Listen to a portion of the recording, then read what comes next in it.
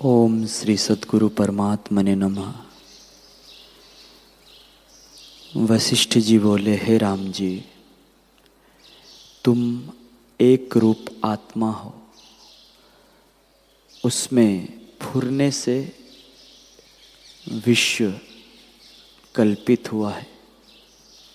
इससे वासना से रहित हुए बिना आत्मा का दर्शन नहीं होता।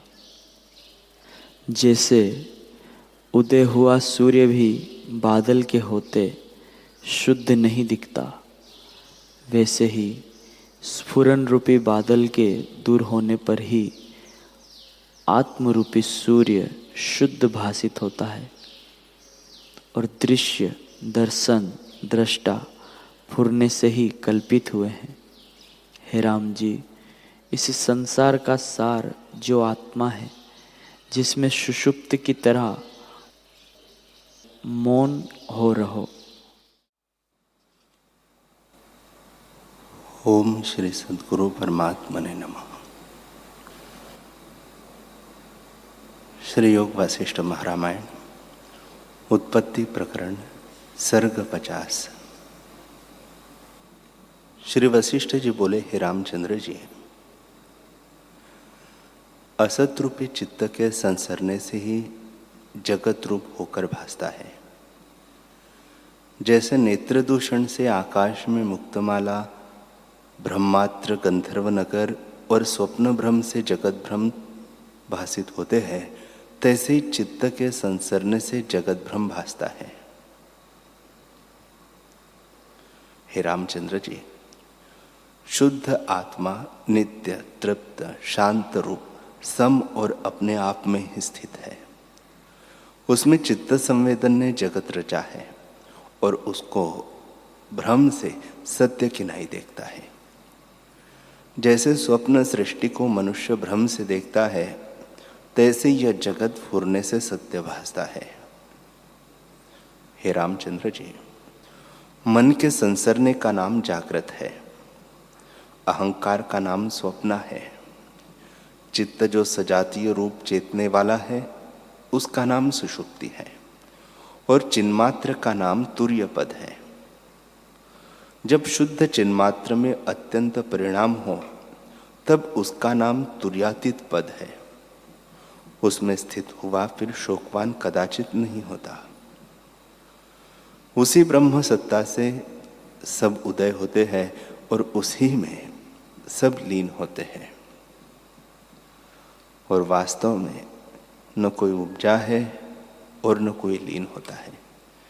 चित्त के फुरने से ही सब भ्रम भासता है। जैसे नेत्र दूषण से आकाश में मुक्तमाला भासती है, तैसे चित्त के फुरने से यह जगत भासता है। हे रामचंद्र जी, जैसे वृक्ष के बढ़ने को आकाश ठौर देता है कि जितनी बीज की सत्ता हो उतना ही आकाश में बढ़ता जावे, तैसे ही सबको आत्मा ठौर देता है। अकर्ता रूप भी संवेदन से भासता है। हे रामचंद्र जी, जैसे निर्मल किया हुआ लोहा आरसी की नई प्रतिबिंब ग्रहण करता है, तैसे ही आत्मा में संवेदन से जगत का प्रतिबिंब होता है। पर वास्तव में जगत भी कुछ दूसरी वस्तु नहीं है। जैसे एक ही बीज पत्र, फूल, फल और टास होकर भासता है, तैसे ही आत्मा संवेदन से नाना रूप जगत होकर भासता है।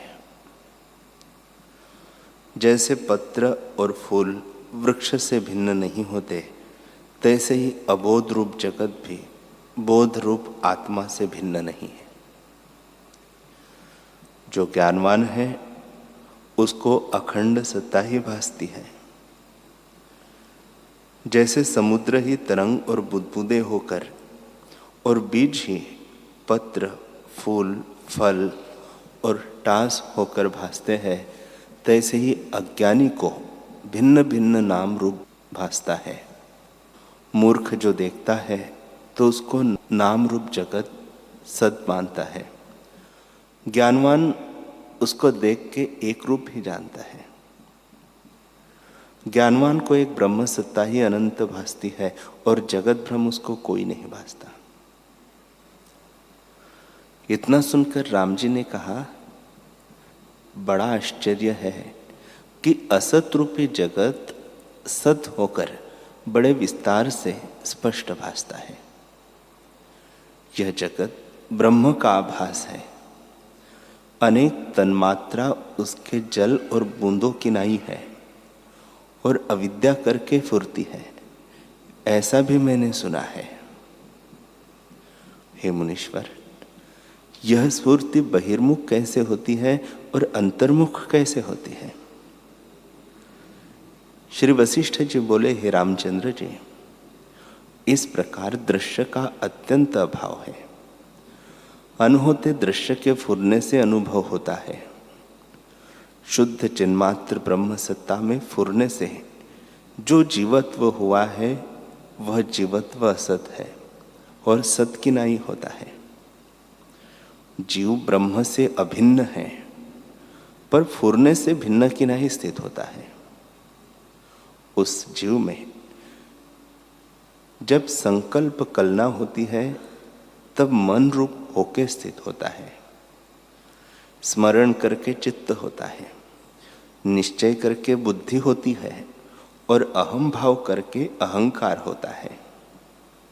फिर काक ताल किनाई चिद अणु में तन्मात्रा फुराती है। जब शब्द सुनने की इच्छा हुई तब श्रवण इंद्रिय प्रकट हुई। जब देखने की इच्छा हुई तब नेत्र इंद्रिय प्रकट हुई। गंध लेने की इच्छा से नासिका इंद्रिय प्रकट हुई। स्पर्श की इच्छा से त्वचा इंद्रिय प्रकट हुई और रस लेने की इच्छा से रसना इंद्रिय प्रकट हुई है। इस प्रकार पांचों इंद्रियां प्रकट हुई है और भावना से सत ही असत की नाई भासने लगी है। हे राघव, इस प्रकार आदि जीव हुए हैं और उनकी भावना से अंतवाहक शरीर हो आए हैं। चलते भासते हैं पर अचल रूप है।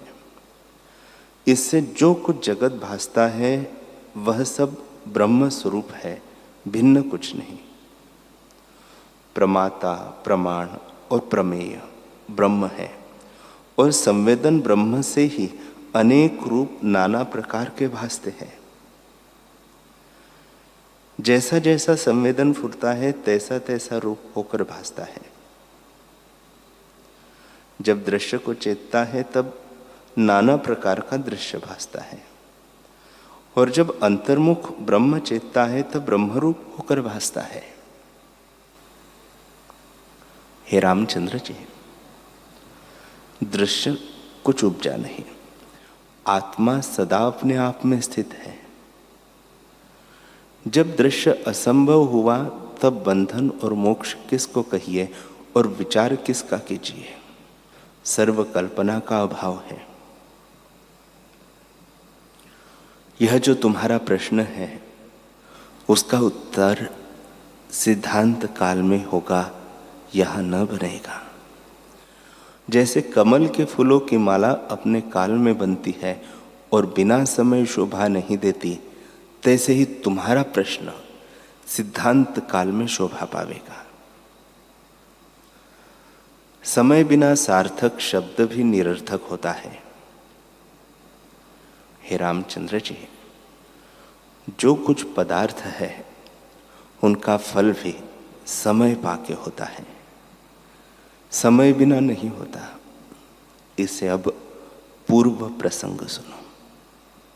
हे रामचंद्र जी, ब्रह्म में चैतन्य मुखत्व से आदि जीव ने आपको पिता माता जाना। जैसे स्वप्न में आपको कोई देखे तैसे ही ब्रह्मा जी ने आपको जाना। उन ब्रह्मा ने प्रथम ओम शब्द का उच्चारण किया। उस शब्द तन्मात्रा से चारों वेद देखे और उसके अनंतर मनोराज से सृष्टि रची। तब असत रूप दृष्टि भावना से सत्य होकर भासने लगे। जैसे स्वप्न में सर्प और गंधर्व नगर भासते हैं, तैसे ही असत्य रूप सृष्टि सत्य भासने लगी। हे रामचंद्र जी,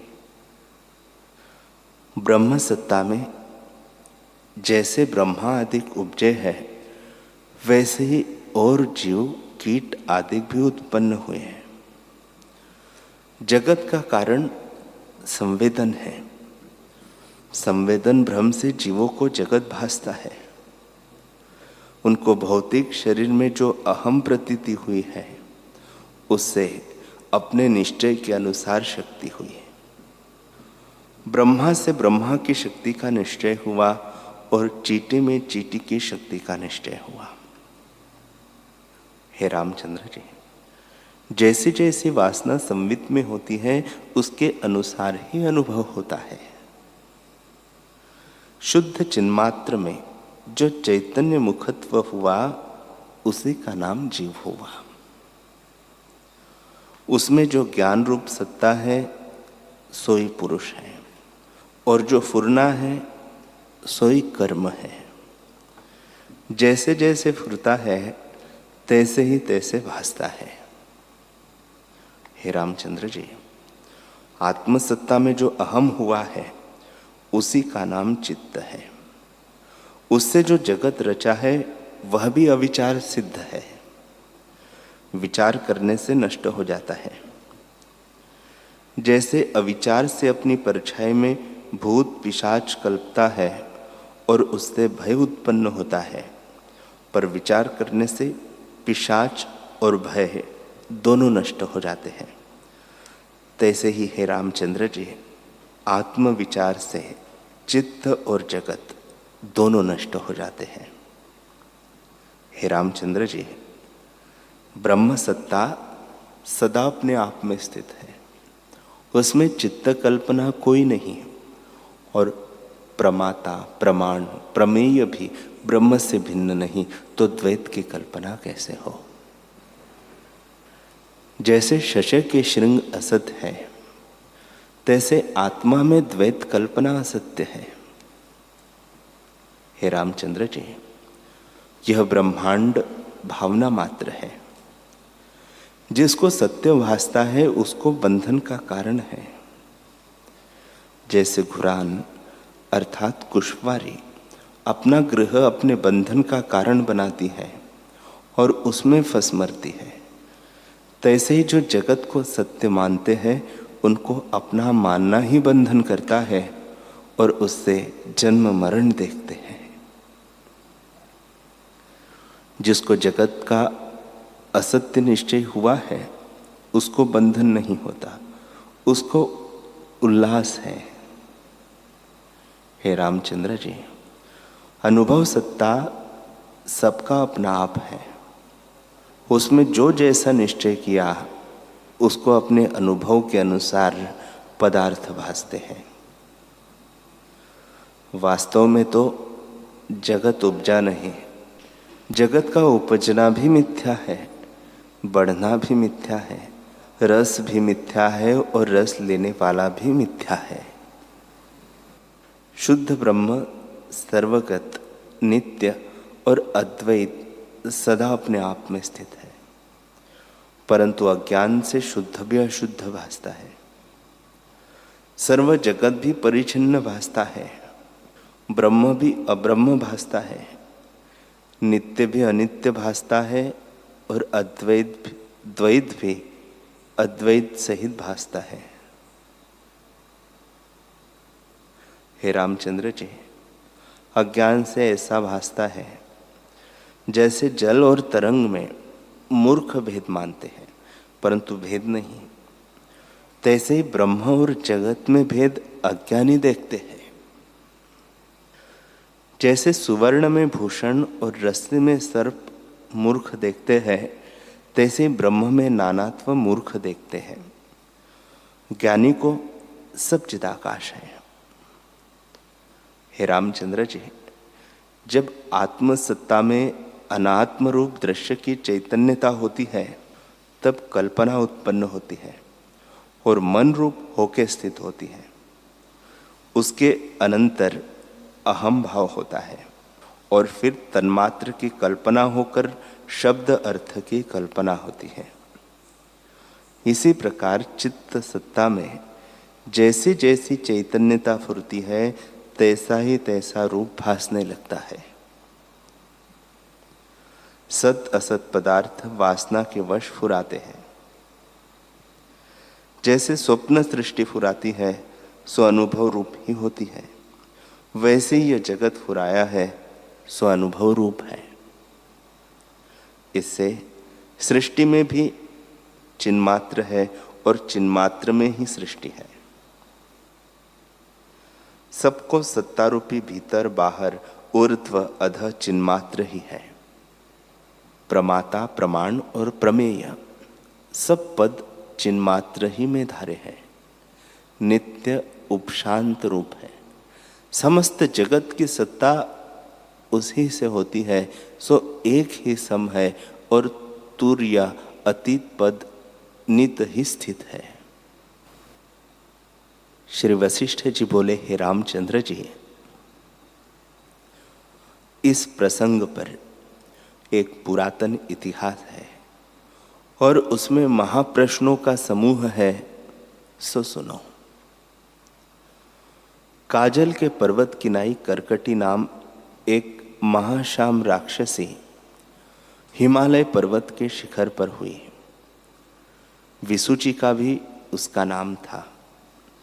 अस्थिर बिजली किनाई उसके नेत्र और अग्नि किनाई बड़ी जिह्वा चमत्कार करती थी और उसके बड़े नख और ऊंचा शरीर था।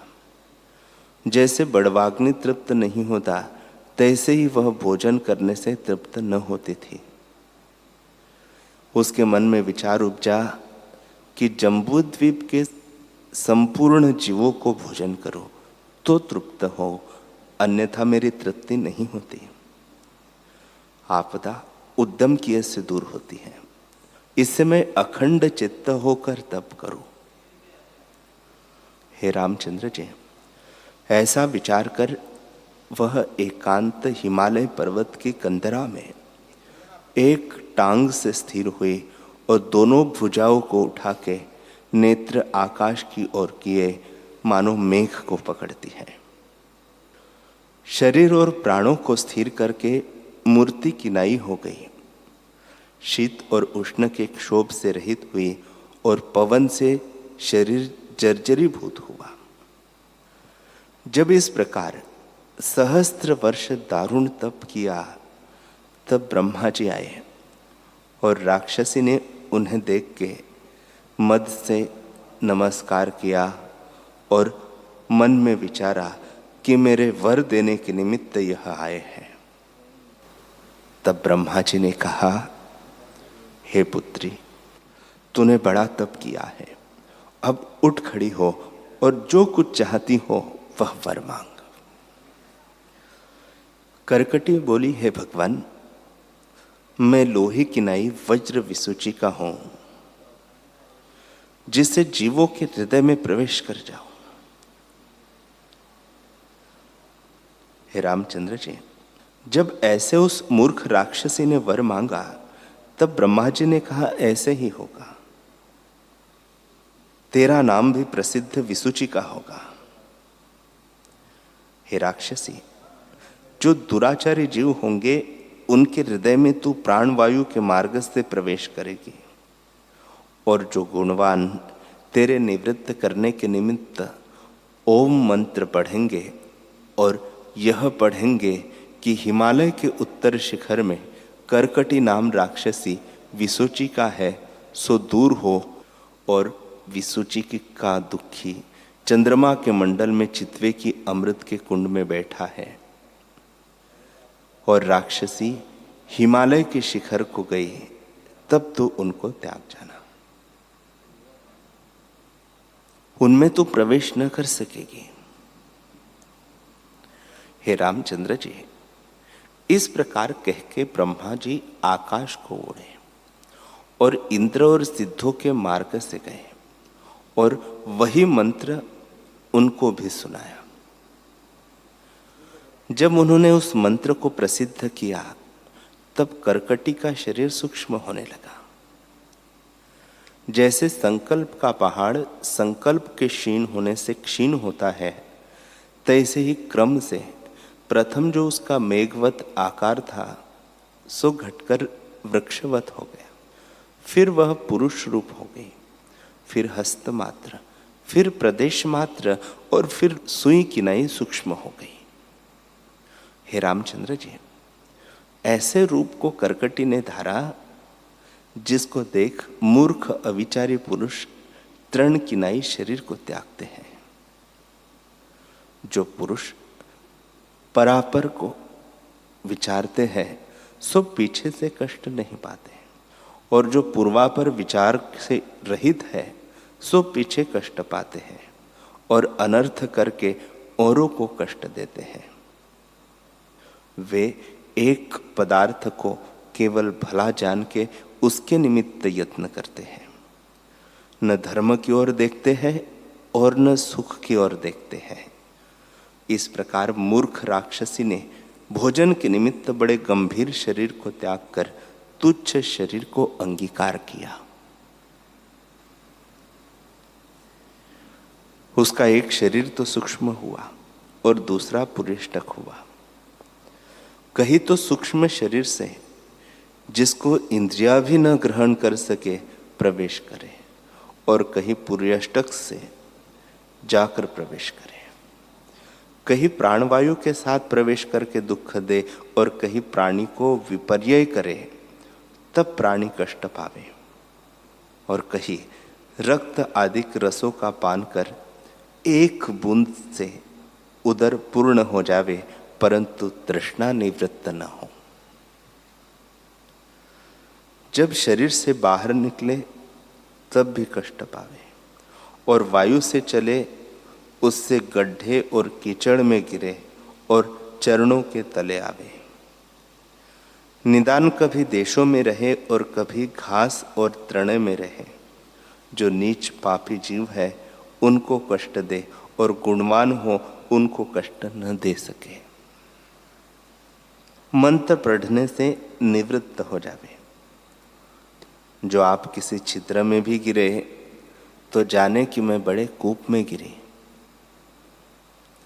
हे रामचंद्र जी, मूर्खता से उसने इतने कष्ट पाए।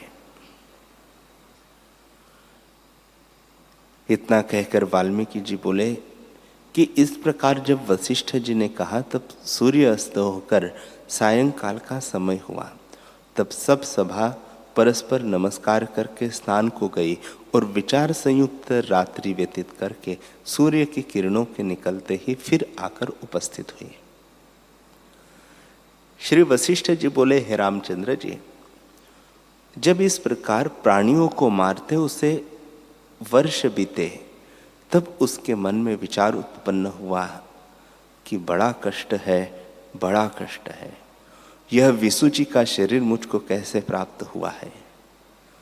मैंने मूर्खता से यह वर ब्रह्मा जी से मांगा था। मूर्खता बड़े दुख को प्राप्त करती है। कैसा मेघ किनाई मेरा शरीर था कि सूर्य आदि को ढक लेती थी। हाय, मंदराचर पर्वत किनाई मेरी उदर और बड़वाग्नि किनाई मेरी जीभ कहाँ गई।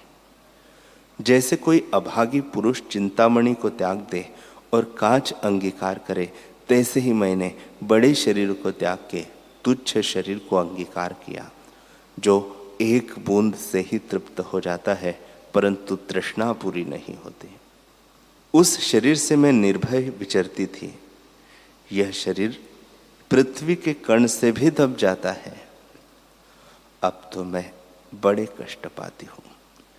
यदि मैं मृतक हो जाऊं तो छोड़ो, परंतु मांगी हुई मृत्यु भी हाथ नहीं आती। इससे मैं फिर शरीर के निमित्त तप करूं। वह कौन पदार्थ है जो उद्यम करने से हाथ न आवे।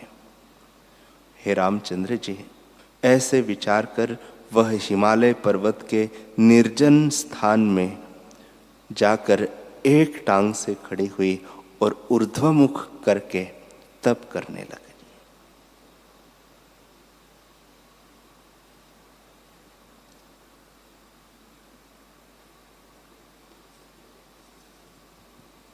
हरि ओम। हरि ओम। ॐ सहना भवतु सहनौ भुनक्तु सह वीर्यं करवावहै तेजस्विनावधीतमस्तु मा विद्विषावहै। ओम शांति शांति शांति। श्री सद्गुरुदेव भगवान की जय।